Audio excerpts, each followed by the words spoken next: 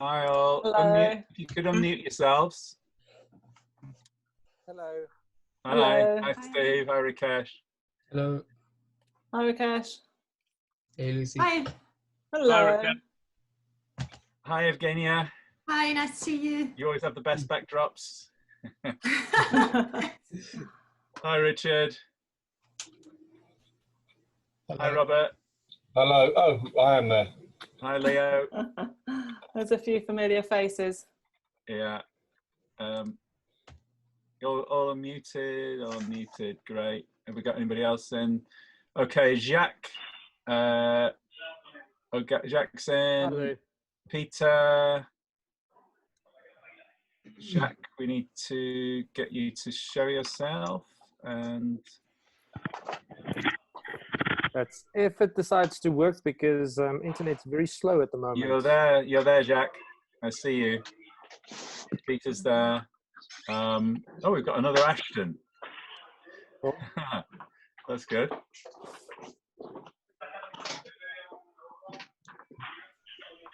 Where's Michael? Okay, just making sure people can see. We've got two more waiting.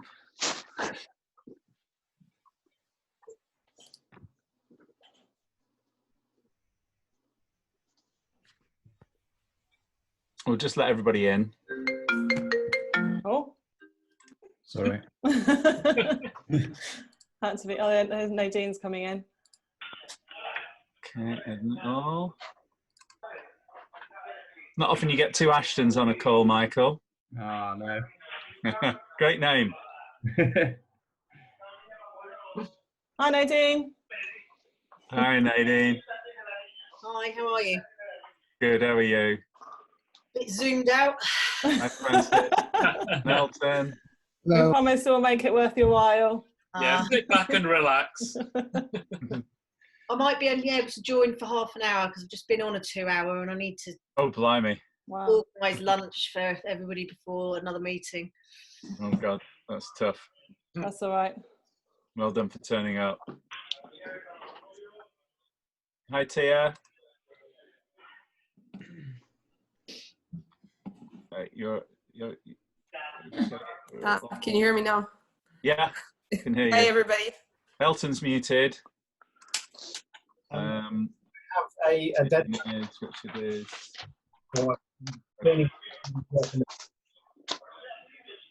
Should we kick off?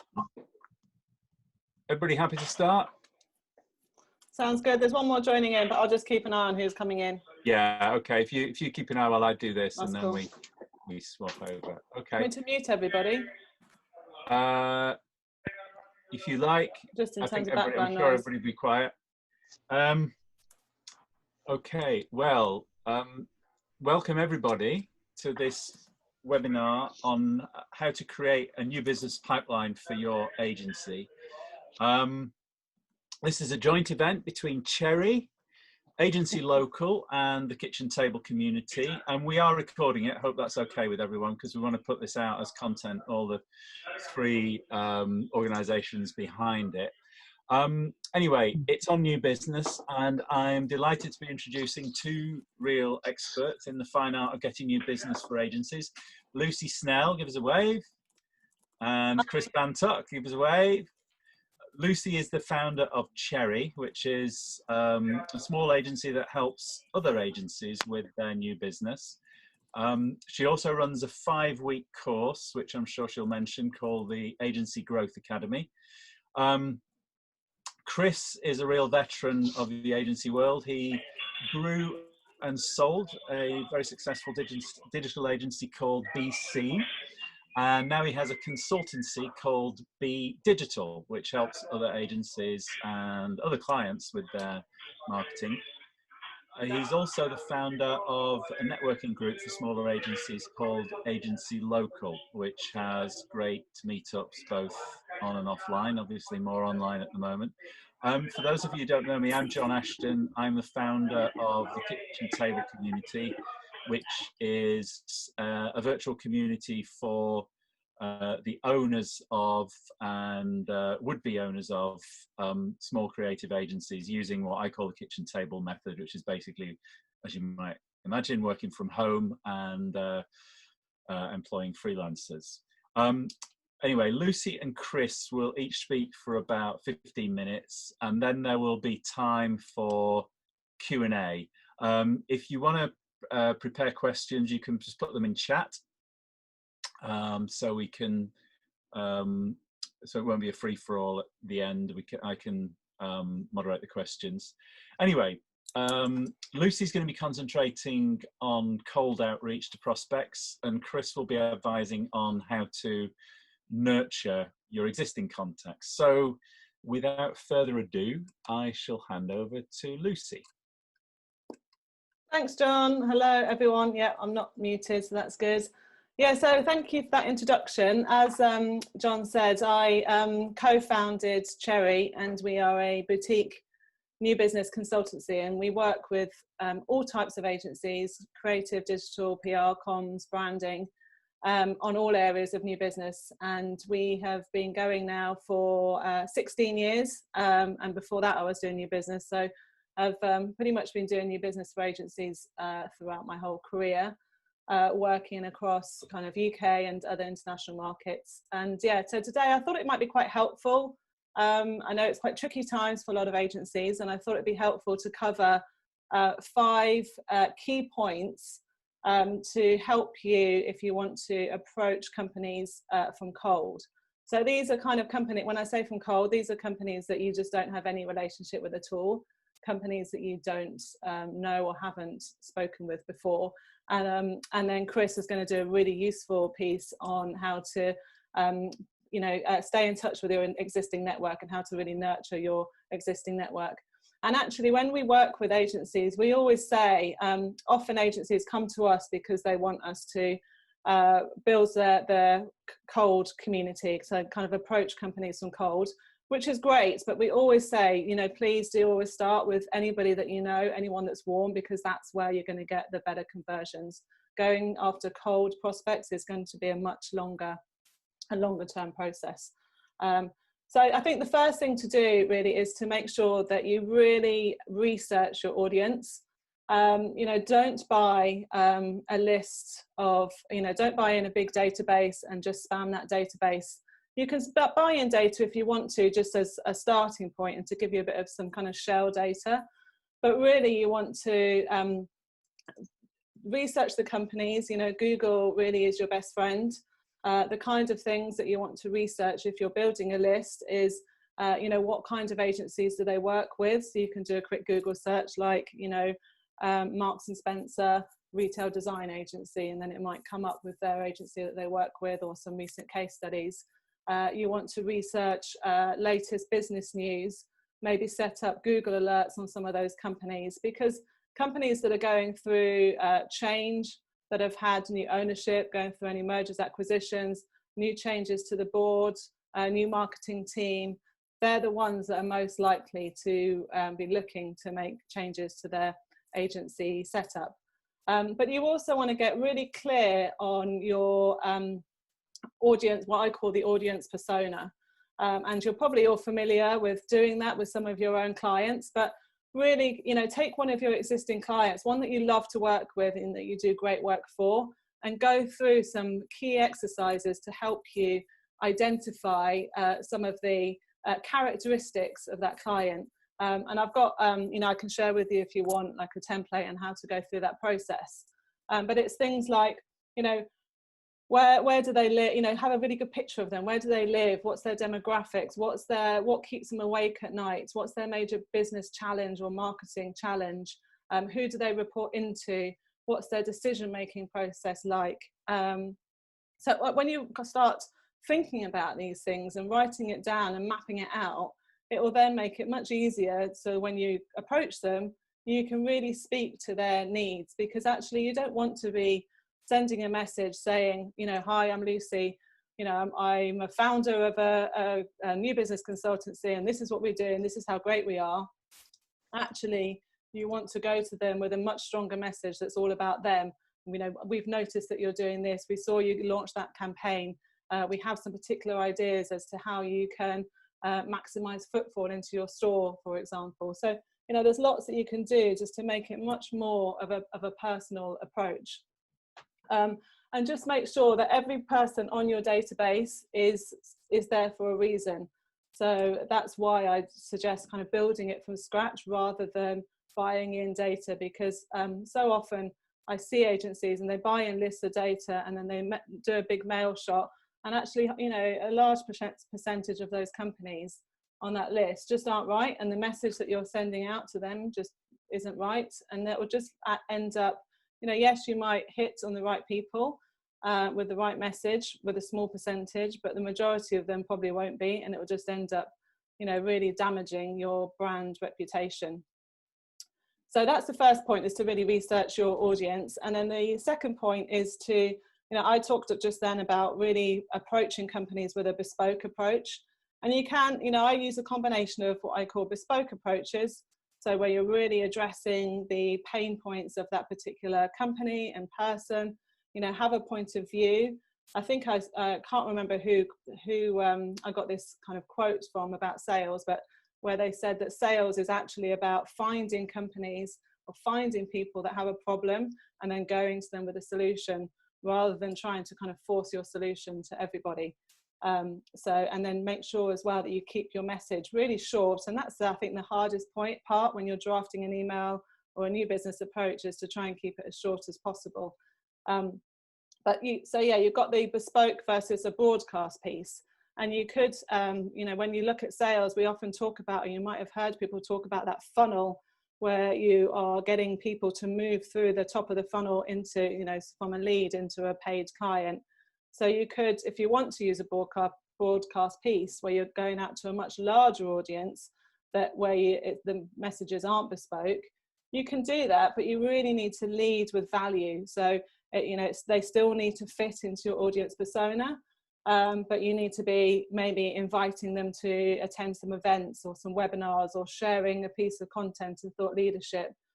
So again, it's more offering value, keep offering more value, and then once they move further down the funnel and they're showing some engagement in some of your content, they're clicking on some of the links that you've sent to them, they're attending some of the events, then you can do a really bespoke approach to say, you know, I've identified what your problem is in that way.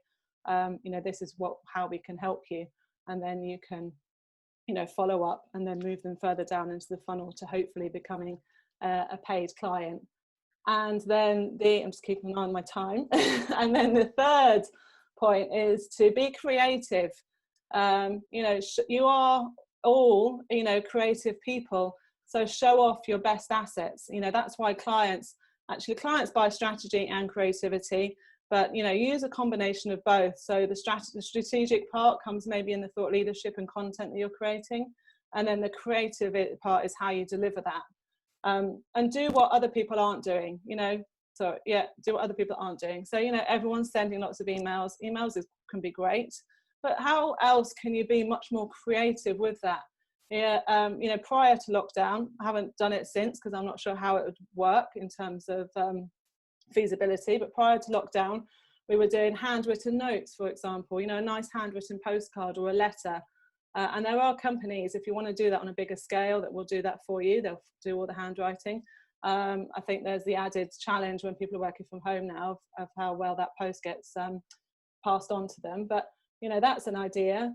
I've seen also personalized URLs as a really good idea, so you can send them again a postcard or an email with your website and then / Lucy Snell after it, and they'll be like, oh, that sounds interesting, what's that? I'll click on that. I mean, who doesn't want to click on a website with their own name in the title? You know, everyone will do that. Another person that I saw recently which really caught my attention, I mean, I get lots of spammed messages on LinkedIn. I connect with quite a lot of people on LinkedIn, and they're very quick to kind of spam me with something, which I don't advocate. But I did get, after somebody connected with me, I got a quick video from him, and it wasn't polished. It was just him chatting into the camera, just saying hello and introducing himself. You know, that in itself is a really good idea. You could do that quite easily with Loom, record a really quick intro, saying, you know, hi John, wants to reach out to you, this is what I do, I've seen you're doing this, this is how I think we can help, you know, if it's of interest, let's chat. That's easy, simple and quick. So yeah, so do what other people aren't doing, don't do what everybody else is doing, and that will help you stand out a little bit more. And then the fourth point is to always follow up. And again, I work with agencies who they're great at, you know, they love the creative piece. They're great at coming up with some creative DM campaigns that they can send out in the post or an email, but then they don't follow up. And actually, that's where you're really losing out, because people expect you to follow up. They expect to get a phone call from you. You know, you will find that it's really hard to get hold of people on the phone, even more so now, but that doesn't mean you shouldn't make those phone calls, because, you know, you need to make the phone call, leave a message, and then they will come back to, you know, they'll know that you're trying to get in touch with them. They're more likely to come back to you. And I always send a follow-up email as well. And my follow-up email is always really short, but it works really well. And I tend to find the original email I sent, forward it back on, just with a quick note saying, I tried to reach you to follow up on this. Is there a good time? If it's not of interest, just let me know. Or if it's not the right timing, just let me know. And that gets quite a lot of responses, and people do. You know, I think for me, it's always good for people to, you know, I think it's always good to get a no rather than be ignored, because then you can track your results a lot better and find out a little bit more about why they're not interested. So you definitely need to follow up. And when you think about your campaigns, you want to try and plan out a full campaign. So don't just do that first email, but actually, okay, this is the first point of contact. This is my follow-up.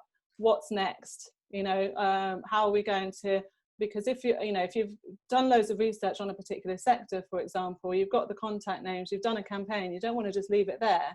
I mean, we've all heard the sales stats that people need to see a message, what is it, seven times, I think, before they buy. So you've got to keep that message going. And I'm not saying every week, but I'm saying, you know, across the course of a year, plan out what else you're going to send to them, how else you're going to keep in contact. And then my final point, which is the most important one, I think, is that consistency, you know, trumps everything. Again, don't, you know, I think it's really tricky for agency owners, and I really do feel, you know, feel for you when it is so hard. And I'm actually guilty of all of this myself when it comes to my own new business campaigns and my own marketing. But actually, you just need to try and make the time to do something, a little bit of action every single day, rather than stop, start. It's almost like, and again, I've heard this saying, it's almost like an aeroplane taking off. You know, you need that momentum. And if you kind of run along the runway and then stop, then you're just going to be back to square one. And there's a book actually that I'm a big fan of. I think it's called The Compound Effect by Darren Hardy. And he really advocates that doing really small changes consistently every single day will actually lead to some real dramatic and unexpected results. And I think that is so true with new business. And if you can, and it feels much more manageable, if you can just set yourself a goal of, okay, I'm going to contact one new person every single day.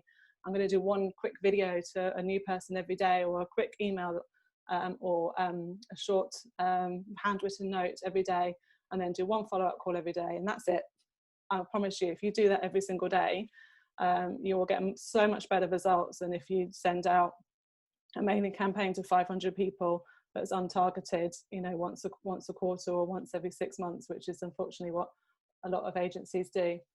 And I think, you know, as well, to help keep you on track, I think it'd be really good to create maybe a mini accountability group, you know, to buddy up with a couple of people and have a little WhatsApp group to say, right, I've done my every day check in, I've done my action today, I've contacted my one new person, and share your results, and that helps you as well keep on track. So definitely set yourself some daily goals and stick to them. So I think I'm come up to my 15 minutes, so I'll just quickly wrap up, which was, yeah, number one, research your audience as much as possible, use audience personas, really get clear on what their challenges are. Number two, use a combination of bespoke and broadcast approaches, but, you know, definitely focus more on the bespoke approaches because they work better. They take longer but work better. Number 3, be creative in what you do what others aren't. And yeah, on that note, there was a guy who, I'll see if I can find out the podcast, but there's a guy who's got a podcast who was sharing like some really interesting ways of doing new business campaigns. And he used to send out these massive kind of, I don't know how big they were, A1 cartoon boards to people's offices that were all personalized. So, you know, do what people aren't doing. Number 4, always follow up. And number 5, to be consistent with everything that you do. Great. And thank you. Wonderful. Sorry if I spoke fast, I was trying to get everything in. Well, you managed wonderfully to get everything in. Thanks so much, Lucy.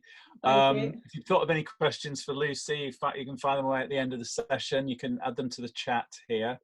We'll move straight on to Chris, because I think it's best if we do the speakers first, then do questions at the end. So yes, Chris, if you'd like to give us your 15 minutes or so. Excellent. Well, thank you, Lucy. That was brilliant. I think if people put half that into place, then you know it starts to build a pipeline.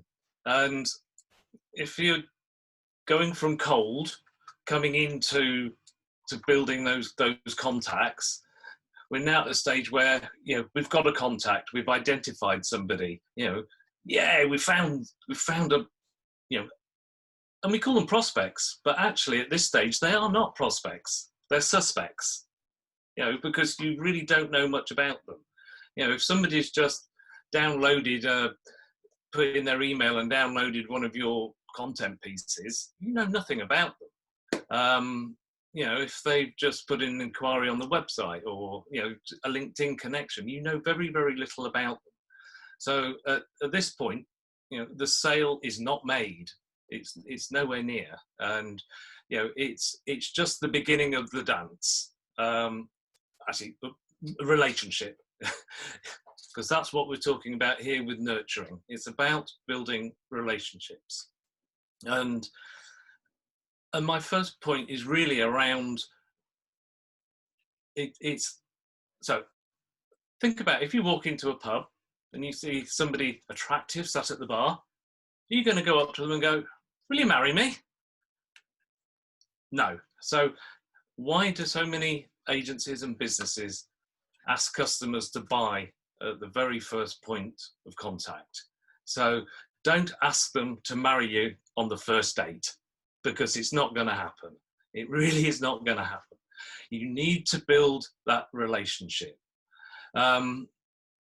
You don't know at what stage they are in the buying cycle. So they're probably just at an awareness stage, research, trying to find out, what the alternatives are, what certain solutions are to their problems. And Lucy was spot on in terms of, if this person is your avatar, you should know what problems they have, because that's what you've already worked through. So build that relationship. I think you've probably all heard of the know, like, trust. Well, that really is what nurturing is about. It's you getting to know them and them getting to know you. So, and again, Lucy alluded to it, but my second point is keep in touch. Find ways to communicate with your funnel, because at this stage they're in at the top. They're now in that sort of washing machine of the funnel, which is the nurturing piece, before they drop out at the end. So find ways to communicate. Again, Lucy said, the phone. Remember that? We're all frantically trying to arrange Zoom calls and things like that, but actually, sometimes the phone is a very quick way to get hold of somebody. Add them to your mailing list. Obviously, sort of GDPR regulations must be adhered to, but keep that communication going with them. Use social media. Follow them on social media. Comment on their posts. Start to engage with them. If you run events, webinars, whatever, get them to come along. Send them case studies, examples of where you've helped other people. It often just triggers something in their mind. And one thing I want to sort of mention here is around automation, because there are a lot of automation tools out there, and funnel tools. I'd be very wary of them unless they're done well and you know what you're doing. It can actually detract from that relationship, because it loses, again, something that Lucy mentioned, that personal approach. And keeping it personal, keeping it dedicated to that person is really important. If you're just, automation is just going to be a very general approach to somebody, however good your sort of workflows might be. So at this stage, you're just building competence. And one thing I would say is treat them as if they're already a client. Treat them like you would do a client, because that way they're going to get the best of what you have to offer. And so the third point really is building on that whole communication piece, is position yourself as the experts. You run a business. You did that for a reason, because you have certain skills that other people don't have. You are an expert within your field. So they need to know that, and they need to understand that you know that. So think of ways that you can help them. Think of ways that you can advise them. A mantra that I've got is, and often people go, "What are you talking about, Chris?" is give away your knowledge. Give away your knowledge. Now, why do I say that? Because they're not buying your knowledge, they're buying your expertise. So you give away your knowledge and you sell your expertise. So that whole knowledge giveaway is what is helping position you as the experts, and therefore making you more attractive to your suspect, or they may even be a prospect now because you've built more information about them. And this builds relationships more than anything. And the other thing it does, by doing that, you're educating them to actually understand the value that you deliver. So when you come to have that pricing discussion, they'll go, "Oh yeah, well, I'm buying the expert here." That makes that pricing discussion so much easier. And basically, you're taking the lead in the dance. You're really showing them your capability. So we've sort of talked about the capability side of things, and the communication. So keeping in touch, positioning yourself as the experts, that's great. But what you really need to focus on is building trust, because that's what good relationships are built on. And trust isn't just about the competence and the capability. That's one important piece. It's also about your character, and that is your intent and integrity. And that's where the suspect or prospect says, "Can I do business with these people? Can I do business with this company?" And if they trust you, they will buy from you when they are ready to buy. And I don't know if you've come across, but there's a concept of the tree of trust.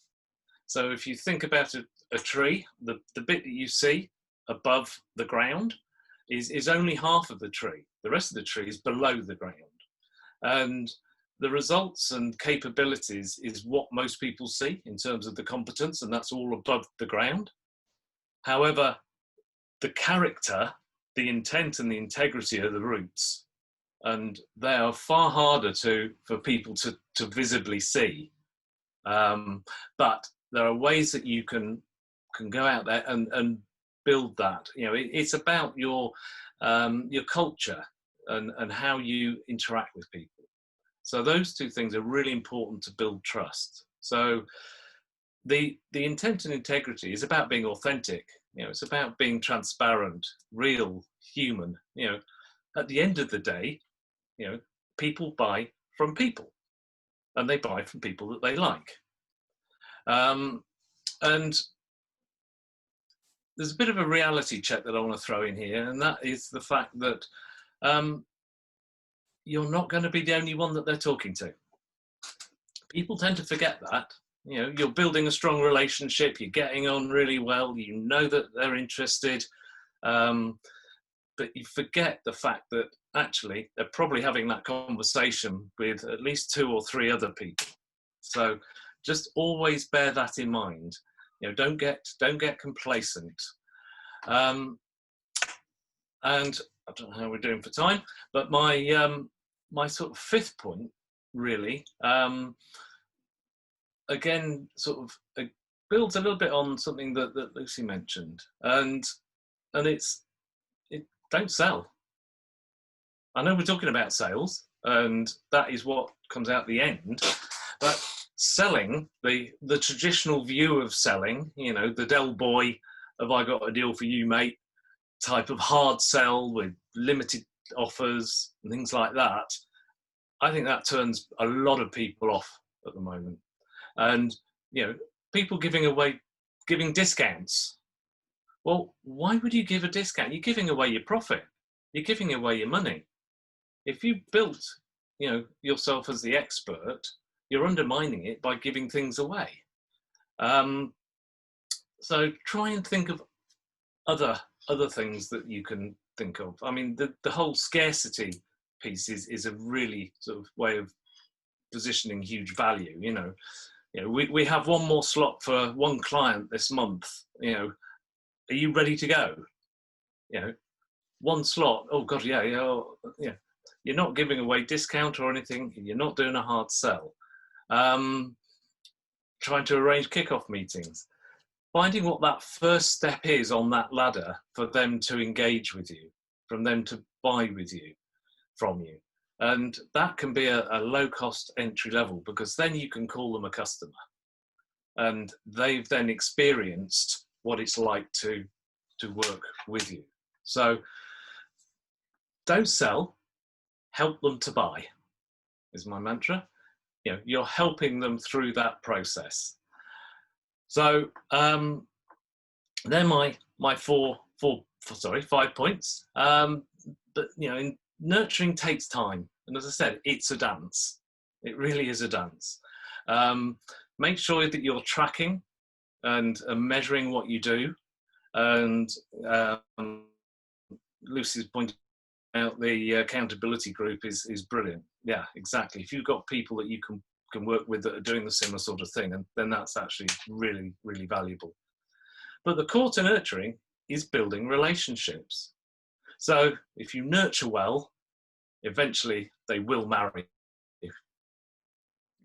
So, and hopefully that was useful. Very good, Chris. Many thanks. Excellent. Both very valuable, useful contributions. We've got a couple of questions. I have some as well. The first one from Peter. If I can ask you to unmute yourself, Peter Houston. If you can hear us, yeah. So would you like to give your question, Peter? Thanks, guys. My question's really around software, keeping track of these things. I know you can do it in an Excel spreadsheet or in a Google Sheet, but is there a better way of doing it? Something that you can put a bit of context around those emails and maybe set reminders or whatever? Yeah, definitely. I mean, I would recommend a simple system. I think, you know, Excel sheets are okay with a really small number, and the problem is that the longer you go, the harder it is going to be to manage. But you can get a simple, cheap CRM software. And Rikesh has asked that question as well. So the ones that I would recommend and that I use for my clients, I use all sorts, because actually when I work with agencies, I tend to use, if they've got one already, I'll use whatever they've got.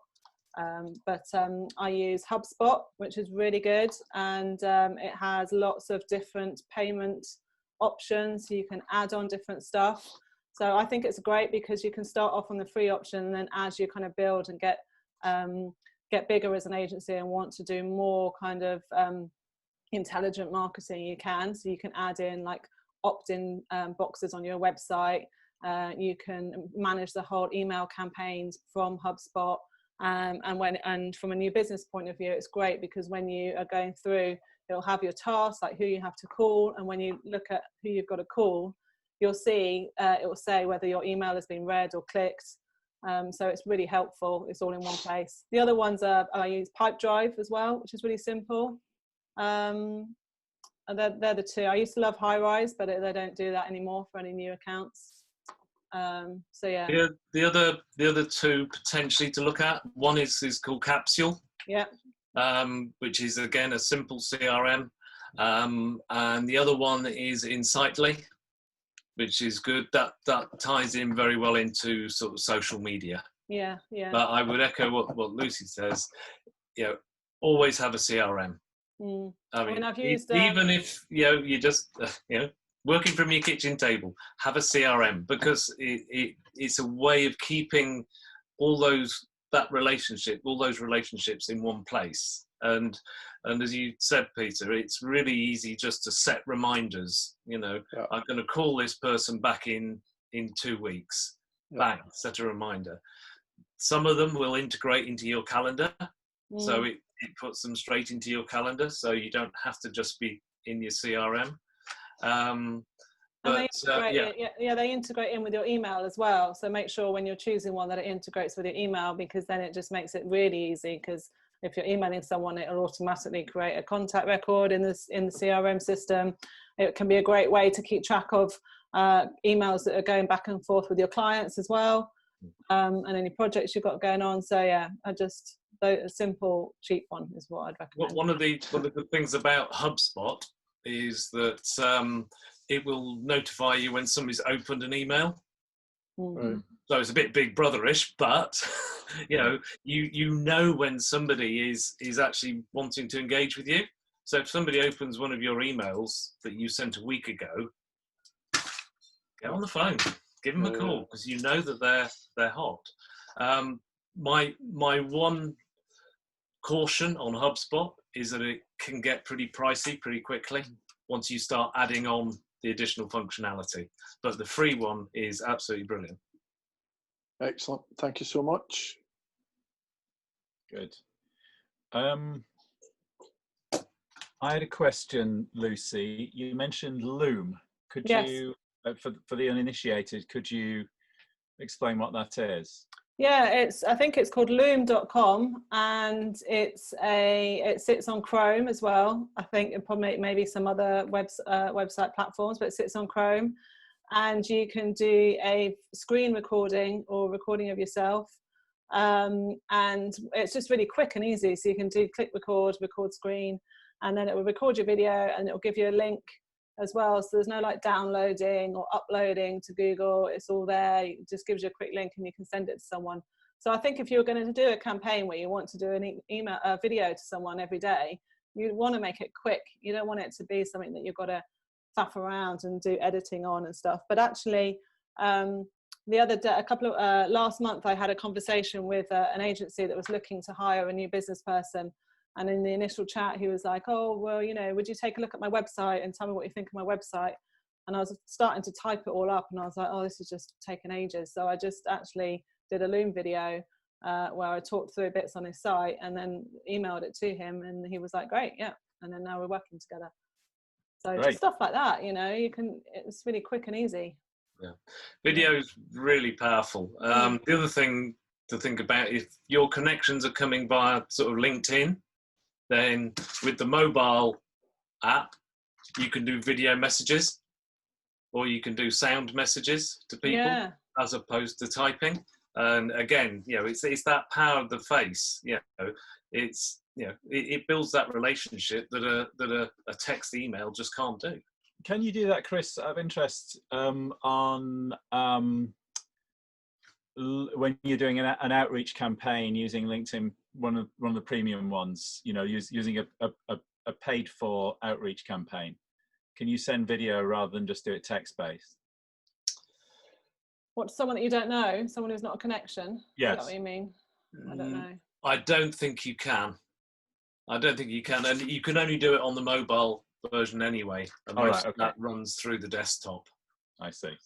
Very good. I don't use LinkedIn to message people from cold. I would rarely use it unless the only way that I have used it is if I absolutely cannot get hold of that person's email address or that person. I've used it really effectively in the Middle East because in the Middle East everyone has Gmail addresses and it's really difficult to find company addresses, so I've used it then. But I think that you know, if you look at your own LinkedIn inbox, you just get a lot of spam. Exactly. There's too much automation tools. Where I have used it is if I'm going to run a webinar and I want to quickly message all my LinkedIn contacts and invite them to a webinar, I'll do that. But otherwise, I really don't recommend using it. There is a great tool, you know, because there's a huge power in finding somebody's email address and sending email rather a personalized email, as we've heard. There's a great tool called Contact Out, which is a Chrome plugin. And it's extraordinary. You go onto LinkedIn, you put the cursor on somebody's profile, and it throws up their email address with 70% accuracy. I'm just going to message out on the message chat. There's a few others that I use, because what you do is after you've, obviously I do loads of contacting and email finding, and you can quickly reach your free limit.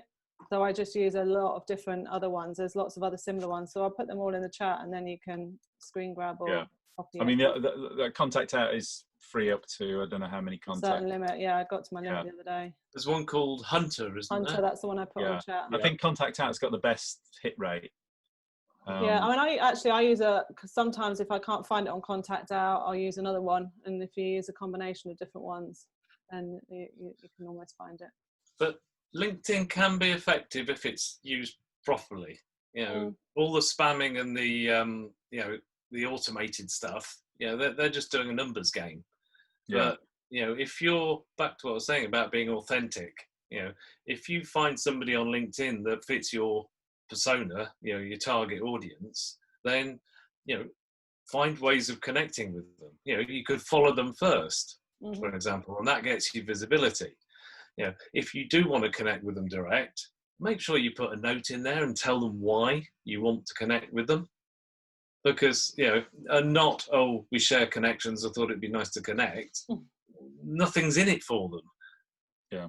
You know, so, you know, it can be very effective if it's used properly, like most things. You mentioned, Lucy, this book, Compound Effect. Yeah. There's another one I'd recommend called Tiny Habits. Oh, and I can't remember the name of the author, but if you, I've listened to it recently, if you Google it, you'll find it. And it's about doing the I mean, it's, you know, it's as powerful for your personal life as your professional one, but it's about making really, really small changes. So it's, you know, you're not committing to anything major a day. So it would be something like an email a day, but you can sort of do it across the board, and it's hugely useful. Is that Atomic Habits, did you say? Tiny Habits. Oh, Tiny. There's another one called Atomic Habits by James Clear, which is also very good. All right, okay. And Atomic Habit being even smaller than a Tiny Habit. BJ Fogg, that's the one. Thank you, Huda. I love Robert Cole's slogan, an email a day brings business your way. Yeah. Or keeps the bailiffs at bay. Well, as a senior journalist, he should be good at coming up with strap lines like that. What are the other questions? I just make a mention, going back to software, that MailChimp is great for landing pages. We think of MailChimp as being purely an email tool, but actually it's very useful for all kinds of things. I mean, it's kind of a bit of a CRM now, but also you can create a really simple landing page with it, or a quite intricate one if you like. There's lots and lots of different templates, and you know, I've grown the email list for the kitchen table community hugely just by creating a landing page where I give away free extracts of the online course that we're offering, and there's another one, free extracts of my book, and it's really worked. It's got a lot of people in through with the LinkedIn campaign to back it up. But I would really recommend that. And it's MailChimp. I don't know if you know, Chris or Lucy, whether you get landing pages with the free version, but there is a free version. But I pay very little. I think I pay about $12 a month and get plenty of bells and whistles. So it's well worth thinking about. Anybody else got any questions? I do, John. Very good, Richard. Fire away. Apologies, Lucy. I missed the start of your. That's okay. I apologise for that. Zoom call went on. I've been kind of trying to look at other outreach tools that can sit and support my normal kind of email outreach. And John has kindly kind of made an introduction to tools like SoPro, and I've looked at alternatives like Measure Grow, Pipeline Upgrade. Effectively, these are sort of trying to systematize sort of more targeted outreach. I run HubSpot CRM, the free version, and I use the newsletter, the email marketing from the new version, the free version. Do you have a kind of a prospecting tool of choice, or I know that Linked Helper can sit in and support LinkedIn for outreach. In terms of your preferred outreach stack, supporting your HubSpot, do you have any recommendations? Yeah, I mean, I think the reservation that I have with kind of automated LinkedIn tools is that you just got to be, it's really hard. I think the start of my talk was all about really researching your audience, and that bespoke approaches are going to work much better than broadcast approaches. But you can do broadcast approaches, but you just really need to lead with value. And sometimes I think with some of the LinkedIn automated things, it's really easy to hit the wrong people. And I know that with some of the automated tools, the reason why they work is because they are messaging a hell of a lot of people. So you might get a few leads a month, but in that, the cost of getting those few leads a month is that you're kind of really annoying a lot of other people and contacting the wrong people and damaging your agency brand, which is what I'm always really quite wary of. So I don't really do that much LinkedIn automation. The ones I have used for LinkedIn are Octopus CRM, and I did that all myself. So it wasn't outsourced to anybody else to kind of do the LinkedIn bit. So for that, what it does is it sits on your LinkedIn and it will pull people from a search that you've done and connect with them, and then it will message them. But I just made sure I manually went through that whole list to make sure they were all the right people, because it's really hard. Most of the list was not the right people. It's really hard to find that really tight target list. And the last thing you want to do is message someone that you know already with a cold message. But there's a really good email tool as well that I've used. So aside from ones that kind of link in with like HubSpot or like MailChimp, there's ones that do like a series of emails, and they're really good, because what they do is you can create like a 5-step email campaign, and if someone responds, for example, then they won't get the second step or third step. So it's really clever, and it can probably integrate with some of the CRM platforms. But there's two that I've used. One's called reply.io. It connects really easily with Gmail, and the other one is called Replyify. So they're very similar, but I've used those really effectively, because you can plan out like a 5-stage campaign. I've done it really well, particularly if I'm running, because I run events for agencies.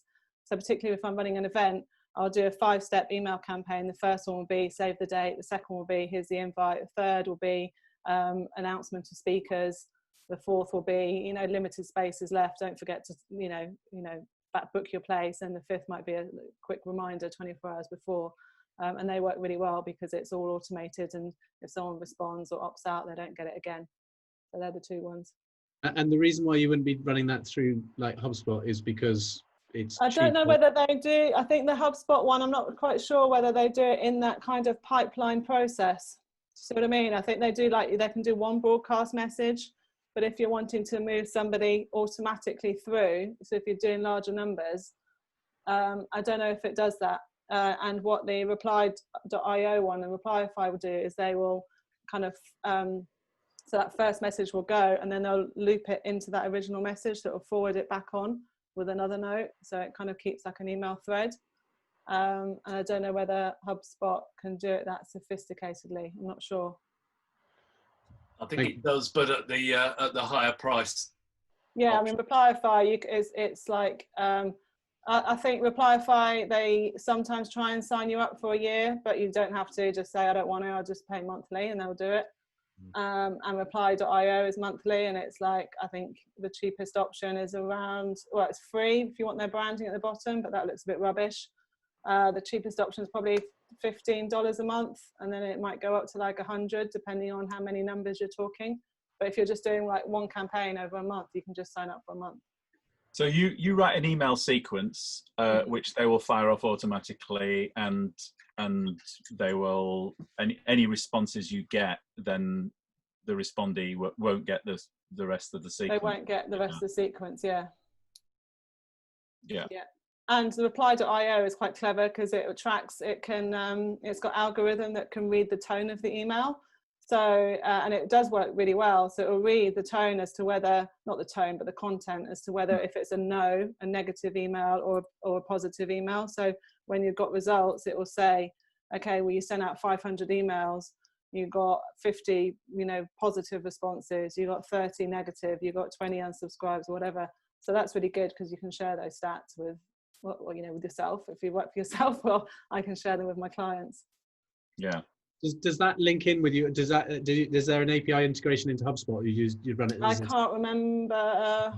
Do you know what the thing is that I don't know, because when I'm doing bigger broadcast ones like that, that particular one I was doing was to like 400 people, which I don't normally do, but it was out of a value. It was inviting people to an event. I don't normally put all of those contacts into the CRM into HubSpot because then it's too unwieldy and unmanageable. So I didn't integrate it. What I would kind of recommend is when people will then respond positively, then I would treat them as a prospect and add them into HubSpot. Thank you. Just sorry, I don't want to dominate the questions, but I have one more, if that's okay, John. Yeah, absolutely. So I've been running HubSpot now for the last sort of 15 months as a free version, and what I've never been able to figure out is the hike into the paid version is so substantial. I just want to do a workflow around the email sort of so that there's a sequence. So if somebody signs up and it gives you 1, 2, or 3. Does anyone have any experience of trying to be able to pick and choose things like email automation from something like HubSpot without having to pay the gross national debt of Mexico for it?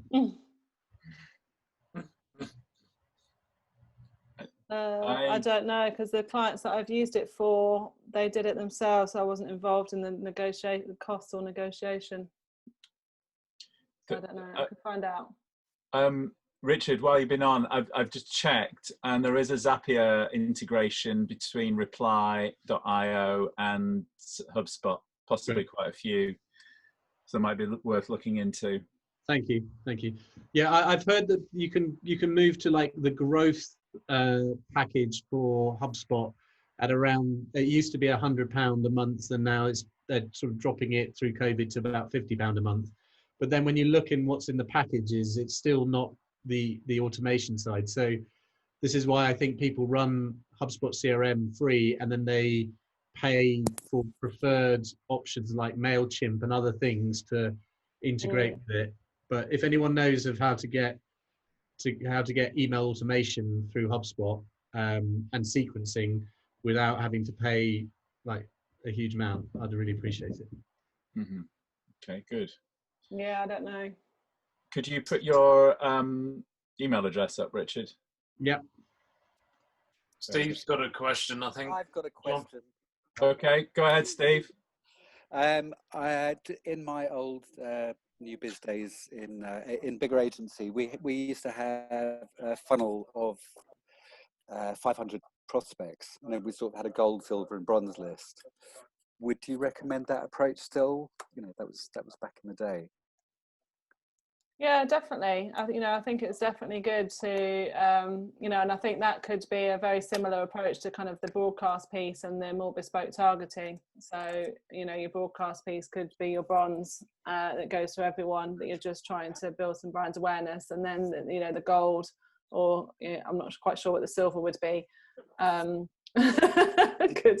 could be the ones that it could be that silver still gets some kind of broadcast, some kind of bespoke campaigns that you're doing, but the gold ones are ones where you and your team are like, right, these are company, there might just be 20.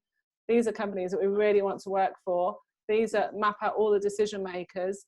Let's follow them on social media, like Chris said. Let's look out for them at events that they might be at. Let's share their content, and let's just really kind of be on top of those ones. So that's could be how you. And it tended to be a very good way to focus on who you really wanted and who was. Yeah. There are some CRMs that will, and you can actually sort of dictate what the point system is, but for certain activities, they amass points. So, if they've opened an email, they get 1 point. If they've clicked on a link and come to a website, they get 5 points. If they fill in a form or do a download, they get 10 points. And that way, it bubbles. The hot leads bubble to the top based on that scoring. So again, that's useful. Yeah. I'm conscious of time. If we can probably squeeze in one very quick question. If there aren't any, then I'll get if Chris and Lucy and I can just talk about what's upcoming with our respective respective activities. There was a comment that Robert Cole made, which was about pricing, saying the thing to do is make the sale before talking numbers. Yeah, good point, Robert. I think that's a good idea if you can. I think it can be quite tricky depending on the kind of organisation. If you're involved with procurement, I think the numbers will be the first thing that's up for discussion. But I need to look into it more. But Blair Enns, he does some really great workshops and talks, and he's got an amazing book if you want to cough up the price, which is called Pricing Creativity. Yeah. He takes his own thoughts and training when it comes to pricing his own products, and he prices on value, which is why his book's about 200 quid. But Oh, Richard's got it. But it's a big one. Oh, you got it. Is it good? Can I say as well, Lucy, that I think you'll agree, but rather than reducing your rates, if you feel that you need to bag a client initially, you give a discount. So you might give a discount of 10% for the first project to get them in, to give goodwill. And then they go back up to normal rates. But that is, you show that within your costing. So it's not, this is now the new day rate, which is less. It's a discount based on goodwill to start working with that client. Yeah, that's something that you suggested I do, actually, Nadine. I took that on board, and even now, so I've done that with my new client, and it's in the contract that it's a 3-month discount, and even actually on my invoice, so that they remember. Yeah, I have like the full price, and then I've got 3 months discount, and then shows it, so that after 3 months I won't feel uncomfortable about that. Yeah, because it's out there, it's plain and clear. And I think it does show goodwill, and it bags them in, and then if nothing comes out of it, at least you had a bit of cash, eh? Just while we're on pricing, one of the parts of my update was going to be that Agency Local runs insight events every 2 months. Our next one is tomorrow night, and amazingly enough, it's on pricing strategies for agencies. Great. Could you give us the details for that, Chris, in the chat? It's there. Oh, there it is. Great. Fantastic. Yeah. Okay. So very, very timely, timely comment, segue. Robert. Thank you. I'll see you later. Lucy, you wanted to talk about your... I'll just do it really quickly, so I don't want to, take up too much time. But so, as John mentioned at the beginning, I created the Agency Growth Academy, and my thinking behind it is that there's lots of small agencies in particular that can't afford to hire a new business person like myself, or a full-time person. So I thought I would package up all my knowledge of working with agencies and teach you how to do new business yourself. And that's the Agency Growth Academy. And it's a 5-week program where there's like really short videos covering everything from agency positioning through to sales tactics and techniques, through to agency marketing. I was chatting to John about, how can I help the kitchen table community and agency local members. And I've got on my pricing structure of it, there's two packages. There's like a basic package where you just do all the learning virtually in your own time, or there's the upgraded package where you get 5 one-to-one coaching calls with me. And I thought, actually, to everyone on this call today, if you are interested and want to book the basic package, I will give you the 5 one-to-one coaching calls for free. You just need to book it, and it's on my website, lucysnellonline.com. But just book it and then drop me an email to let me know, and I'll give you the 5 coaching calls for free. That's fantastic. That's available through Agency Local as well. Yeah, anyone on this call, Agency Local, yeah. And Kitchen Table Community. There's going to be a page. I'm going to put a page up very soon on the deals section of the Kitchen Table Community site, the members part of the site. On the subject of the Kitchen Table Community, do spread the word. It's currently free to join. Hi, I'm Lucy, and I created the Hi, I'm Lucy. I hate the sound of my own voice. On the subject of emails, we do a lot of podcasts, some of which are public, some of which are for members only. The more detailed, valuable ones are members only. We've got one, I'm going to be recording one later this month with Ryan Wellmans, who's the founder of SoPro, who's a genius at writing emails. So he'll be giving away some of the secrets of writing prospecting emails. And I should also say, since she's here, Nadine has recorded one kindly for us. It's not a new business, of course, it's on project management, because that's what Nadine does. That's really useful. And she's donated a lot of document templates for members, and we're going to be releasing those at the same time as a podcast. So that's fantastic. So that's and in line with that as well, we do project management clinics for half an hour or an hour. So to help you with just anything that you might have queries on about why should I do a statement of work. It's all in the podcast, but yeah, that's all available as well. As most of the people on this are creative, we're probably not great at project management, but Nadine is, so she's really worth tapping into. So I think that's it. Everybody, all happy? Yeah. Can I just ask Chris one quick question? Your event tomorrow, is it recorded? If I booked a slot, could I see a recording? So I can't make it, or is it not recorded? It will be recorded. It then goes into the members library of content. So I need to remember. Cool. Sort that out. But if you email me nicely, I'm just really interested in that topic, but I can't make it. No, he's very good. It's a guy called Mark Peacock, who goes by the name of the pricing coach. Right, cool. Thank you. Is it really 3 hours long? No, okay, so 3 hours is so normally these are face-to-face events, but obviously now we're not. So it starts at 6. We use a platform called Remo, so it's not Zoom. Problem with Zoom is, as a delegate, you can't choose who you speak to. With Remo, it operates with different tables, and you can see who's at each table, and you can move around. So it's much more of a networking type environment. So that's sort of the first 45 minutes to an hour. And then we're going to have 45 minutes sort of presentation, Q&A, and then the event is open till 9. You don't have to stay. You don't have to stay. But the one that I ran sort of 2 months ago, I had to kick a number of people out at 9 o'clock. So, but it's a good platform. Yeah. So basically, the only thing is that with the face-to-face ones, I would provide the beer and pizza. With this one, you have to provide your own beer, wine, soft drink, etc. Right. Good. Okay. Anybody else, or should we wrap? Ready to finish? Thanks. I think for me, thanks very much. It was very interesting. Sorry, my video screwed up, so you can't see my smiley face. No, not to worry. Thank you. Thank Thank you, everybody, for joining.